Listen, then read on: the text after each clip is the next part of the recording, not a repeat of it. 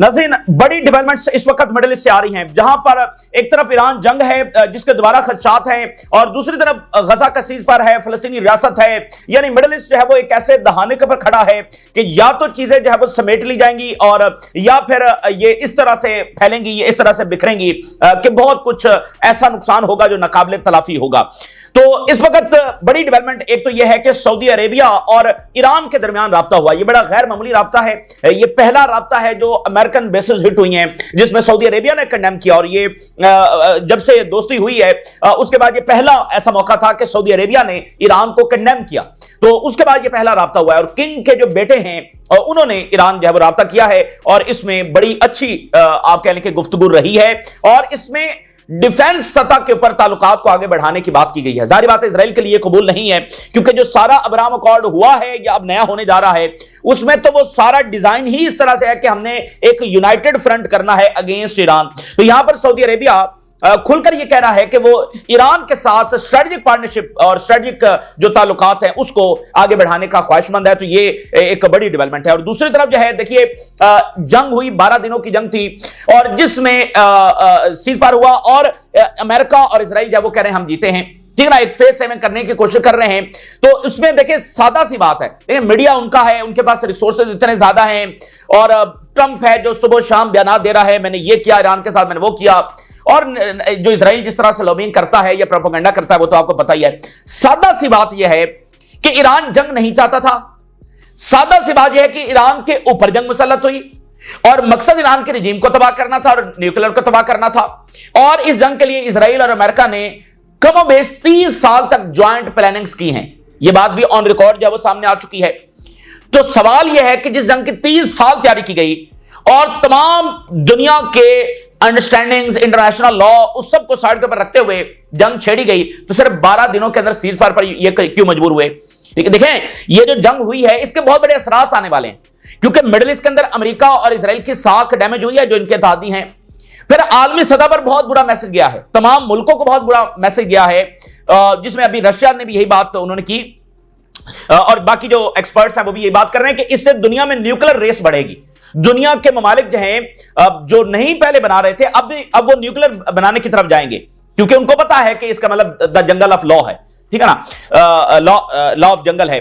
तो ये एक ऐसा वाकया है जिसने पूरी दुनिया में एक इतना बड़ा नुकसान पैदा किया है कि दुनिया में आर्म्स रेस जो है वो लगने वाली है। तो फिर 12 दिनों के अंदर सीज़फायर, तो इसलिए ये इनको बहुत बड़ी शिकस्त हुई है जिसको ये कवर अप करने की कोशिश कर रहे हैं, लेकिन वो हो नहीं रहा। अच्छा, अब इजराइल के अंदर ऐसा क्या हुआ कि इजराइल मजबूर हो गया? तो अब वो मजीद रिपोर्ट सामने आ रही हैं और आज बहुत तफसीली रिपोर्ट इजरायली मीडिया से जारी हुई है और इंटरनेशनल मीडिया से भी कि नुकसान अंदर इतना ज्यादा है कि जो रिपोर्ट्स अभी तक सामने आई हैं वो सिर्फ 10% है। देखें अंदर जो नुकसान हुआ है उसी ने मजबूर किया सीज़फायर के लिए, और आगे जो जंग होने जा रही है उसमें भी आप यही कैलकुलेशन करेंगे कि ईरान कितनी तबाही मचा सकता है, इसी बात के ऊपर फैसला होगा। तो अभी जो रिपोर्ट वो कह रहे हैं सिर्फ 10% सामने आया है, जो एक्चुअल लॉस है उसका सिर्फ 10% जब सामने आया है। और बताया जा रहा है कि वहां पर इतनी स्ट्रिक्ट सेंसरशिप है कि जो इजरायली आर्मी और इजरायली पुलिस है उसने जो इंटरनेशनल मीडिया है जो कि वेस्टर्न मीडिया है उसके ऑफिसेज में जाकर रेड किए हैं, और अगर किसी के पास फुटेज थी जहां पर डिस्ट्रक्शन हुई है तो वो फुटेज है, वो वीडियो जो है वो उन्होंने जाकर कब्जे में ली है। इस तरह तो कभी किसी मुल्क में होता ही नहीं है, यानी वो वेस्टर्न मीडिया। अच्छा, अब यही वेस्टर्न मीडिया अगर ईरान में इसके ऑफिस के ऊपर ईरान पुलिस जो है वो रेड कर रही होती तो इतना बड़ा हंगामा इन्होंने खड़ा कर देना था। तो इंटरनेशनल मीडिया जो है उसके ऑफिस को जाकर इन्होंने रेड किया है, वहां से वो फुटेजेस और वीडियोस जो है वो कब्जे में लिए हैं कि जो उन्होंने बनाई हुई थी कि यहां पर नुकसान हुआ, यहां पर। और फिर स्ट्रिक्ट सेंसरशिप है कि वहां एक्सेस नहीं दी जा रही, खासकर जहां पर जो सेंसिटिव साइट्स इनकी हिट हुई हैं। अच्छा, सेंसिटिव साइट्स का ज्यादा मसला इसलिए होता है कि जो आपकी कोर साइट है, जो आपकी यानी कि रियासत के लिए, उसकी नेशनल सिक्योरिटी के लिए सबसे बड़ी साइट्स हैं, तो अगर वही हिट हो गई हैं तो फिर पीछे बचा क्या? यानी आप कह सकते हैं कि भाई ये तो इसकी तो इतनी अहमियत नहीं थी। जो स्ट्रेटेजिक बेसेस हैं, स्ट्रेटेजिक साइट्स हैं, अगर वो हिट हो गई है तो वो तो सबसे प्राइमरी एक चीज होती है, यानी आपकी रियासत का सतून होते हैं। अगर वो हिट हो गए तो इसका मतलब कि ईरान या कोई भी जिसने वो हिट किया उसने इजराइल को ढेर करके रख दिया। तो ये चीजें अब, और अगली खबर सुनिए, इजरायली जो आर्मी गजा के अंदर है और जो जुल्म वहां पर ढा रही है, जो इन्होंने वहां पर मजालिम किए हैं और वो तारीख से कभी मिटाए नहीं जा सकेंगे, और वो अनपुनिश्ड भी नहीं जाएंगे, ये बात भी ज़हन में रख लें। नाज़रीन, अब रिपोर्ट सामने आ रही है कि बहुत सारी इनके ऐसे बटालियंस हैं, ऐसे यूनिट्स हैं जिनके पास जंग आलूद असलहा है। ये आज रिपोर्ट्स इजरायली मीडिया से जारी हो रही है। तो ये बुनियादी बात यह है कि ये गजा में हार चुके हैं, इनको इबरतनाक शिकस्त जो है वो हो चुकी है, ठीक है। और देखिए, इनके पास एग्जिट स्ट्रेटजी नहीं थी, अब ये इसी में फंसे हुए हैं। आगे जंग चलाते हैं तो कोलैप्स हो रहा है इसराइल का। अच्छा जी, अगर जंग रोकें तो किस बात के ऊपर रोकें? क्योंकि आप एक जंग में जाते हैं, मिसाल कर रशिया यूक्रेन जंग में गया है, उनके पास एक ही चीज है कि भाई यूक्रेन लिख के दे दे कि नेटो का मेंबर नहीं बनेगा, ठीक है। तो एग्जिट स्ट्रेटजी है ना आपके पास, एक पॉलिटिकल गोल है आपके पास। यहां पर तो कोई ना पॉलिटिकल गोल है ना कोई एग्जिट स्ट्रेटजी है, बस लोगों को मारना है। लोगों को मारना कोई स्ट्रेटजी नहीं होता। तो अब यहां जंग रोके कैसे? तो इसलिए फंसे हुए। अब वो ट्रंप जो है वो उसमें कोशिश कर रहा है कि मतलब कोई फेस सेविंग जो है इजराइल को दी जा सके। अभी जो ट्रंप की स्टेटमेंट आई है, यानी गजा का सीज़फायर, इस वक्त सबसे ज्यादा स्टीव विटकॉफ भी इधर पहुंचा हुआ है मिडिल ईस्ट में। ट्रंप की अभी ताजा स्टेटमेंट आई है, finalize the agreement regarding Gaza and retrieve the captives. Agreement को बस फाइनल करो, ये ट्रंप कह रहा है। तो यहां पर एक फेस सेविंग इजराइल के लिए क्रिएट की जा रही है अब्राहम अकॉर्ड की सूरत में, और इस तरह के पब्लिकली बयानात के जरिए, भैया तुमने सीज़फायर करवाना है तो करवा लो जाके। तो पब्लिकली बयानात के जरिए ये तासुर देने की भी कोशिश है कि मैं यानी कि प्रेशराइज कर रहा हूं इजराइल को। अब अगर आप वेस्टर्न मीडिया और इंटरनेशनल मीडिया उठाकर देखें तो उसमें यही एंगल, इस एंगल से कवरेज हो रही होगी कि ट्रंप जो है वो प्रेशराइज कर रहे हैं। तो ट्रंप ये पिछले 4-5 महीनों से क्या कर रहे थे? उसको नहीं पता था गजा में इजराइल क्या कर रहा है। रोजाना जो है वो 8 पॉइंट्स के ऊपर फलस्तीनी शहीद हो रहे हैं। दुनिया का सबसे बड़ा जुल्म यहां पर किया जा रहा है, बर्बरियत और सफाकियत यहां पर की जा रही है। तो ट्रंप को नहीं पता ये सारा यहां पर हो रहा है। तो आज जो है वो मैं जनाब जंग, तो वो एक तासुर है, फेस सेविंग है, लेकिन सबको पता है कि ये हुलिया इतना इजराइल का बिगड़ चुका है कि इसमें फेस सेविंग होगी नहीं। और जब लोग मजीद गजा में दाखिल होंगे, सीज़फायर होगा, गजा में इंटरनेशनल मीडिया जाएगा, लोग जाएंगे, तो असली कहानियां जब मजीद वहां से सामने आएंगी तो चीजें और खुलकर इजराइल के जो मजालिम वो दुनिया के सामने आएंगे। तो ये कोशिश कर रहे हैं, लेकिन वो दुनिया को हकीकत जो वो पता है कि इनको शिकस्त हो चुकी है और सीज़फायर करना इनकी मजबूरी है। अच्छा, अब ईरान और सऊदी अरेबिया की जो यहां पर राब्ता हुआ है, और ये यानी डिफेंस की सतह के ऊपर राब्ता हुआ है। किंग के जो बेटे हैं उन्होंने फोन किया है ईरान के जो आर्मी चीफ हैं, ठीक है, ये जो नए आर्मी चीफ आए उनके साथ राब्ता हुआ है, और इसमें स्ट्रेटेजिक जो पार्टनरशिप है और रिलेशंस हैं डिफेंस की सतह के ऊपर, उसके ऊपर जो है वो बात की गई है। जाहिर बात है, अब रीजन जो है मैंने आपको बताया कि एक ऐसे दहाने के ऊपर खड़ा है कि यह चीजें सिमट सकती हैं, एक ऐसी कंप्रीहेंसिव सेटलमेंट हो जाए कि चीजें सिमट जाएं। लेकिन इजराइल के होते हुए और नेतन्याहू के होते हुए तो ऐसा नहीं लग रहा, अनटिल एंड अनलेस के वेस्ट जो है वो पूरी तरह से इस पूरे इजरायली ज़ायनिस्ट प्रोजेक्ट को जो है वो साइड कवर रखे, तो ऐसा तो होता हुआ नजर नहीं आ रहा। तो इसलिए अब मिडिल ईस्ट जो है वो बड़े फैसलाकुन दहाने के ऊपर खड़ा है, जहां दोबारा ईरान के ऊपर हमला होना है, ठीक है। अब गल्फ रीजन को सबसे ज्यादा मसला क्या है? सबसे बड़ा मसला नज़ीर उनको यह है कि दोबारा ईरान के ऊपर हमला होगा, दोबारा अमेरिका आएगा और ईरान फिर अमेरिकन बेसिस के ऊपर दोबारा अटैक करेगा। तो ये उनको वन ऑफ द आप कह लें कि सबसे बड़ा मसला है। फिर जाहिर बात है कि जो भी अब मिडिल ईस्ट में करना है वो ईरान की मर्जी के बगैर तो नहीं हो सकता। उसकी वजह यह है कि ईरान ने इजराइल को शिकस्त दे दी है, जो अपने आप को इस मिडिल ईस्ट की सबसे बड़ी पावर कहता है, ईरान ने उसको शिकस्त दे दी है। तो अब आप ईरान के बगैर जो है वो कैसे फैसले मिडिल ईस्ट के अंदर जो है वो कर सकते हैं? और असल चीज यह है कि इस डायरेक्शन के अंदर काम करने की जरूरत है कि गल्फ रियासतें जो है वो अमेरिका को यह बात कन्वे करें कि ईरान के ऊपर ईरान के ऊपर हमला नहीं होना चाहिए, अगर उसके ऊपर हमला होगा तो फिर वो भी रिस्पॉन्ड करेगा। अगर वो इस डायरेक्शन में काम करेंगी कि ठीक है अमेरिका ईरान के ऊपर हमला किए रखे लेकिन ईरान अमेरिका को जवाब ना दे, तो जाहिर बात है ये एक ऐसी पॉलिसी होगी जो मजीद आप कह लें कि तसादुम की तरफ लेकर जाएगी, लेकिन कोई पीस और सोल्यूशन की तरफ नहीं लेकर जाएगी। तो ये मल्टीपल चीजें हैं जिनको इस वक्त डिस्कस किया जा रहा है। Iran Saudi Arabia top military officials hold strategic defence talks, this is very important. Saudi Arabia Iran की हिस्ट्री आपको पता है, उसमें स्ट्रेटेजिक और डिफेंस टॉक्स का होना this is very very unusual. और ये जो नए आर्मी चीफ आए हैं उनका Saudi defence minister prince Khalid bin Salman, जो कि एमबीएस के भाई हैं और किंग के बेटे हैं, तो उनके साथ पहला टेलीफोनिक राब्ता हुआ है और की इश्यूज डिस्कस्ड, मतलब फलस्तीनी रियासत, रीजनल इश्यूज की जो इश्यूज हैं वो डिस्कस हुए हैं। बायलैटरल मिलिट्री रिलेशंस, यानी आप देखें सऊदी अरेबिया ईरान के साथ मिलिट्री रिलेशंस कायम करने की बात कर रहा है। And discussed regional developments. अब रीजनल डेवलपमेंट्स क्या हैं? फलस्तीन का मामला है, ईरान के साथ जंग है, ये सारी रीजनल डेवलपमेंट्स जो डिस्कस हुई हैं। और maintaining security and stability across the region, Iran भी यही बात करता है कि रीजन की स्टेबिलिटी सिक्योरिटी हम इसके लिए तैयार हैं और हमें ही मैनेज करनी है। और जो reflecting the tone of mutual cooperation and strategic dialogue, यानी यहां पर कौन सी टोन इस्तेमाल की गई?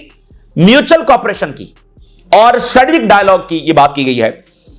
तो रियाद ने फिर स्ट्रांगली कंडेम किया इस कॉल के अंदर भी कि जो ईरान के ऊपर इजराइल ने हमला किया उसको स्ट्रांगली कंडेम किया गया। हां, किसी भी गल्फ रियासत ने अमेरिका का जो हमला है उसको कंडेम नहीं किया है। ग्रोइंग डिप्लोमेटिक एंगेजमेट, सऊदी अरेबिया और ईरान के दरमियान डिफेंस जो टाइज हैं वो बढ़ाने की बात हो रही है और जो डिप्लोमेटिक रिलेशंस हैं वो भी बढ़ रहे हैं। Growing diplomatic engagement between Iran and Saudi Arabia particularly in the field of defence coordination, दोनों मुल्कों में जो दिफाई ताल्लुकात हैं, कोऑर्डिनेशन है वो बढ़ रहा है। Evolving regional landscape shaped by the recent developments, जो एक नया लैंडस्केप इस रीजन में डेवलप हुआ है ताजा तरीन जो डेवलपमेंट्स हुई हैं उनकी वजह से, यानी कि देखें ईरान फातेह हो गया है। And shared concern over regional stability and security, अब ये कंसर्न वही है कि जिसमें रीजनल वॉर है, जिसमें ईरान के ऊपर दोबारा हमला है और ईरान फिर उसको रिस्पॉन्ड करेगा, तो ये सबसे बड़ा इनका कंसर्न है। तो ये बड़ी इंपॉर्टेंट बात है और अगर ये मुत्तहद हो जाते हैं तो जाहिर बात है रीजन के लिए और इस्लामिक वर्ल्ड के लिए और फलस्तीन के लिए एक बड़ी अच्छी खबर होगी। लेकिन वहीं पर जो ज़ायनिस्ट जो लीडरशिप है उसके लिए अच्छी खबर नहीं होगी, क्योंकि उनका तो सारा खेल ही इसमें जारी है कि ये आपस के अंदर जब वो लड़ते रहें। तो जाहिर बात है इजराइल इस इत्तेहाद को और अमेरिका भी इस इत्तेहाद को कबूल नहीं करेगा, क्योंकि उनका असलहा इसी सूरत में बिकता है कि ये जी ईरान से आपको जो है वो खतरा है, और शाम और इराक में और बाकी जगहों पर वो जैसे बैठे हुए हैं कि यहां पर दाइश की वजह से हम बैठे हैं, तो यहां पर भी उनकी एक जो मुदाखलत है उनके बैठने का जवाब यही है। तो अमेरिका को भी ये कबूल नहीं होगा, लेकिन इन गल्फ रियासतों को ये फैसला करना है। अब जरा देखिए इजरायली मीडिया ने आज बड़े इंकशाफात किए हैं कि ईरान ने क्या तबाही इजराइल के अंदर मचाई है। देखिए यही वो बुनियादी चीज है कि ईरान पर दोबारा हमला होना है, क्या ईरान लड़ सकता है, क्या ईरान तबाही मचा सकता है? क्योंकि अगर वो तबाही मचाने की सलाहियत रखता है तो इजराइल का हमला उसकी ऐसी गलती साबित होगा कि शायद अब यहां से रिवर्स भी ना हो। तो ईरान के हमले बहुत इंपैक्टफुल रहे हैं और ये जो फेस सेविंग कर रहे हैं वो हो नहीं पा रही, क्योंकि हुलिया इतना ज्यादा बिगड़ गया। और बड़े आज जबरदस्त ये इंकशाफात सामने आए हैं। वो कह रहे हैं कि only a fraction of Iranian missile impact revealed, सिर्फ आप कह रहे हैं कि कोई 5%, कोई 10%, ज्यादा से ज्यादा, ये यानी सिर्फ ट्रेलर सामने आया है, बाकी पूरी पिक्चर तो बाकी है। यानी सिर्फ एक फ्रैक्शन जो है वो सामने आई है उस नुकसान की जो ईरान ने इजराइल में किया है, जो तबाही मचाई है, वो थोड़ा सा हमें पता चला है, असल तो रिवील ही नहीं किया जा रहा। और उसकी वजह सिर्फ यही है क्योंकि इजराइल अपने आप को नाकाबिले तस्खीर समझता है। इजराइल ये समझता है, इजराइल ये पोर्ट्रे करता है कि उसकी एयर शील्ड को कोई पेनिट्रेट नहीं कर सकता है। एक तरफ उसके पास एयरफोर्स है जो किसी को भी हिट कर सकती है, जो किसी को भी असैसिनेट कर सकती है, दूसरी तरफ उसके पास एयर शील्ड है जिसको कोई पेनिट्रेट नहीं कर सकता है। तो ईरान ने वो करके दिखाया, इसको वो छुपाने की कोशिश कर रहे हैं। लेकिन जारी बात है जो गवर्नमेंट्स यहां पर हैं उन तक तो इंफॉर्मेशन पहुंच गई है। उन्होंने कहा कि एक्यूरेटली ईरानियन मिसाइल ने जाकर हिट किया है बेसिस को, फैसिलिटीज को, और जो विजमैन इनका इंस्टीट्यूट है उसको सिग्निफिकेंट डैमेज हुआ है। That has not yet been disclosed, जिसको अभी तक पूरी तरह से डिस्क्लोज नहीं किया गया। अब विजमैन जो है वो इनकी जो सारी सिक्योरिटी बैकबोन है, जो सारी सिक्योरिटी की रिसर्च है, उसकी जो सारी बैकबोन है वो इस विजमैन इंस्टीट्यूशन है। और यहां से कुछ 4 नोबेल प्राइज है वो उनको मिले हैं, ठीक है ना, सिर्फ इस इंस्टीट्यूशन से। तो ये उनकी पूरी बैकबोन है, इसको वो कह रहे हैं कि बहुत सिग्निफिकेंट डैमेज हुआ है। और Israeli media acknowledge accuracy of Iranian strikes, Israeli media ने माना है कि क्या मतलब एक्यूरेसी के साथ ईरान ने हिट किया। आपकी जो पावर जिसको आप कहते हैं बड़ी सोफिस्टिकेटेड पावर है, तो वो सोफिस्टिकेशन यही होती है कि आपके पास एक्यूरेसी है कि आप किसी भी साइट को जाकर हिट कर सकते हैं। ईरानियन मिसाइल जो है वो उन्होंने डायरेक्ट इंपैक्ट जो है वो क्रिएट किए, यानी डायरेक्टली जाकर टकराए और आर्मी बेसिस को, स्ट्रेटेजिक फैसिलिटीज को, but relevant information has not yet been disclosed, लेकिन वो असल जो इंफॉर्मेशन है अभी तक सामने नहीं आ सकी।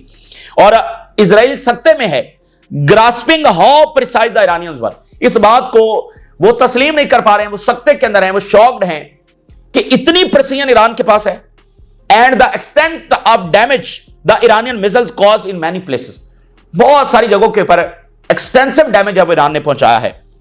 Weizmann is just one example, ये इंस्टीट्यूशन तो सिर्फ एक मिसाल है, सिर्फ एक एग्जाम्पल है, ऐसे कई एक दीगर प्लेसेस हैं। Yet information on the extent of damage caused is kept in the dark, जो इंफॉर्मेशन है वो kept in the dark है, यानी वो अंधेरे में है, वो अभी तक सामने नहीं लाई गई है, दुनिया के सामने नहीं लाई गई है, और इसको पूरी तरह से छुपाने की कोशिश की जा रही है। The Israeli military operation against Iran is the most complex in the history of the Israeli military. जो इजराइल ने हमला किया ईरान के ऊपर, यह इजराइल की तारीख का सबसे कॉम्प्लेक्स तरीन ऑपरेशन था। तो पूरा जोर लगाया इसमें। इस जंग में बुनियादी फर्क क्या है? इजराइल का हमला उसकी पूरी ताकत, उसकी सारी इंटेलिजेंस, उसकी सारी टेक्नोलॉजी, उसके सारे रिसोर्सेज, उसके सारे मिलिट्री ब्रेन्स, इस सब का आकाश था, उसका मुजाहरा इजराइल ने किया और बर्बरियत और सफाकियत दिखाई। लेकिन ईरान ने अभी तक अपनी सारी कैपेबिलिटीज इस्तेमाल नहीं की, और उनके जो टॉप ब्रेन्स थे वो तो शहीद हो गए। तो ये तो उनसे भी जूनियर जर्नैल थे जिन्होंने जंग लड़ी है, टॉप ब्रेन्स तो उनके शहीद हो गए। तो यहां पर सारे टॉप ब्रेन्स ना सिर्फ जो है वो इजरायलीज, बल्कि ब्रिटिशर्स, बल्कि जर्मनी, बल्कि आप कह लें कि अमेरिका, ये जो तीन ताकतें हैं, ये तो बिल्कुल कंफर्म है कि बर्तानिया, जर्मनी और अमेरिका, ये तीन ब्रेन्स तो इजराइल के साथ बैठे हुए थे। तो इस सब के बावजूद ये सबसे कंप्लेक्स तरीन ऑपरेशन था, लेकिन फिर भी ये अपने मकासद अचीव नहीं कर सके। Iranian threat will continue and Iran is not going anywhere. Iran यहीं और वो कहीं जाने वाला नहीं है। Israeli censorship hindering assessment of the damage from Iranian strikes. अभी तक वो सेंसरशिप है, अभी तक उन एरियाज को विजिट नहीं करने दिया जा रहा। The full scope of damage may never be revealed due to the strict press censorship। अगर यही सूरत हाल रही तो ये कभी हमारे सामने नहीं आ सकेगा कि फुल स्कोप ऑफ डैमेज कितना था, और वो नेशनल सिक्योरिटी के नाम के ऊपर इसको लीगली सप्रेस करते हैं, यानी एक कानूनी जवाब उन्होंने बनाया हुआ कि हम नेशनल सिक्योरिटी के नाम के ऊपर इसको दबा सकते हैं, इस इंफॉर्मेशन को। हालांकि ईरान में ऐसा नहीं है। तो ये इजराइल में ऐसा क्यों होता है? सिर्फ इजराइल में ऐसा होता है क्योंकि वो अपने आप को बदमाश बताते हैं कि वो सबको चपेड़ मार सकते हैं, उनको कोई चपेड़ नहीं मार सकता। तो उन्होंने एक मुक्का मारा, आगे से 4 चपेड़े पड़ी हैं, तो अब वो अपना जो सूजा हुआ और लाल चेहरा है वो फिलहाल दिखाने के काबिल नहीं है। और Israeli regime has further tightened its grip on war time reporting. बल्कि नए वहां पर एक आप कह लें कि कवानीन लाए जा रहे हैं जिसमें वॉर टाइम के दौरान मजीद स्ट्रिक्ट सेंसरशिप जो वो की जा रही है। और दी टाइम्स ने, इजराइल का द टाइम जो है, उसने एक फुटेज पब्लिश की है जिसमें इजरायली पुलिस ऑफिसर जो हैं वो एक इंटरनेशनल मीडिया का जो कैमरामैन है उसको कह रहे हैं कि वो सरेंडर कर दे हिज रिकॉर्डिंग इक्विपमेंट। उसने कुछ वीडियो बना ली तो उससे कैमरा छीन ले गए। और अब जरा ये देखिए ये दुनिया के किस कोने के अंदर होता है। Israeli police stormed offices of foreign TV news following their coverage of the missile strikes in Haifa region which reportedly hit sensitive military sites।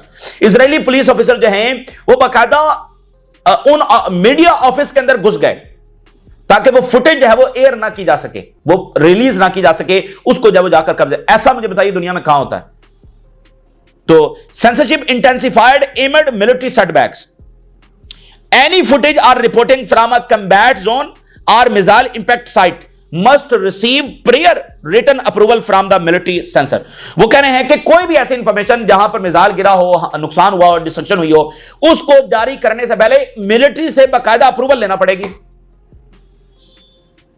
और rules are specially strict when missile strike hit near sensitive, खासकर जब sensitive sites को hit होता है तो rules और भी सख्त हैं, जिसमें मिलिट्री इंस्टॉलेशंस हैं, जिसमें ऑयल रिफाइनरीज हैं, जिसमें स्ट्रेटेजिक इंफ्रास्ट्रक्चर है। अगर ये हिट होते हैं तो फिर रूल्स और भी ज्यादा सख्त हैं।